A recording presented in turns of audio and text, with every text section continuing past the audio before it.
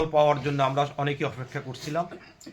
সেই অপেক্ষমান অবস্থায় আমাদের একজন মোতাহার কাকা এই অবস্থায় তিনি আহত হন, এই অসুস্থ মানে আহত হন। তো আমরা তার জন্য একটু দোয়া করি, আল্লাহ পাক যেন তাকে পরিপূর্ণ সুস্থ করে।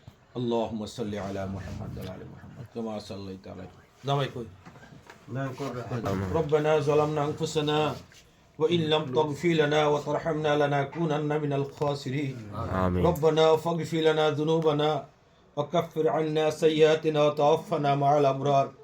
হে রব্বুল আলামিন, ফজরের নামাজ পড়ে আল্লাহ আমার মোতাহার কাকার বাসায় এসেছি, তাকে অসুস্থ, এই অসুস্থতা দেখার জন্য এসেছি। আল্লাহ আমাদের আশা বসা এই দোয়াকে তুমি মঞ্জুর করে নাও আল্লাহ। আমিন। ৭০,০০০ ফেরেশতা তার জন্য মাগফিরাত কামনা করে। আমরা আমিন। দলীয় নেতৃবৃন্দ অনেকে এখানে আসছেন, ওলামায়ে কেরাম আছে। আল্লাহ আমার চাচাকে তুমি পরিপূর্ণ সুস্থতা দান করো। আমিন। আল্লাহ নির্বাচনী ফলাফল নিতে গিয়ে অসুস্থতা হয়ে পড়ছেন, আল্লাহ তুমি তাকে সাফা করে দাও আল্লাহ।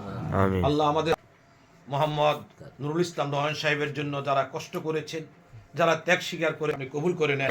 আমিন। বিশেষ করে এই দেশের সেনাবাহিনী, army, BDR, police, coastguard, Ansar, যত বাহিনী আছে, বিডিপি যত কষ্ট করেছে ভোটের জন্য, আল্লাহ সকলের এই কষ্টকে আপনি রহমত হিসাবে দেখে নেন আল্লাহ। আমিন। আল্লাহ সকলের ত্যাগকে আপনি কবুল করে নেন আল্লাহ। আমিন। এই দেশের উপর আপনি শান্তি বর্ষণ করেন আল্লাহ। এই দেশের সার্বভৌমত্বকে আপনি হেফাজত করেন আল্লাহ। ভারতীয় আগ্রাসন থেকে, বিভিন্ন দেশের আগ্রাসন থেকে আল্লাহ, ইহুদ নাসারা আক্রান্ত এই দেশকে আপনি হেফাজত করেন আমিন। আল্লাহ। এই দেশের উপর আপনি খাস রহমত দান করেন। আমিন। আমাদের প্রিয় নেতা তারেক রহমান, আপনি তাকে নেক হায়াত দান করেন। আমিন। আমাদের প্রিয় নেতা নুরুল ইসলাম নয়ন সাহেব সহ সকল দলের সকল নেতৃবৃন্দকে আপনি নেক হায়াত দান করেন।